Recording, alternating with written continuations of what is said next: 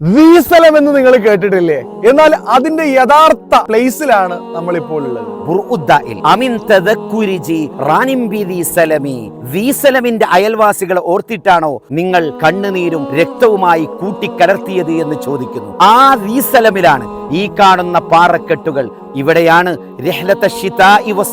എന്ന് പരിശുദ്ധ ഖുർആൻ പരാമർശിക്കുന്ന കാഫില കൂട്ടങ്ങൾ സഞ്ചരിക്കുവാറും അവർ വിശ്രമിക്കാറുമുള്ള സ്ഥലമാണിത്.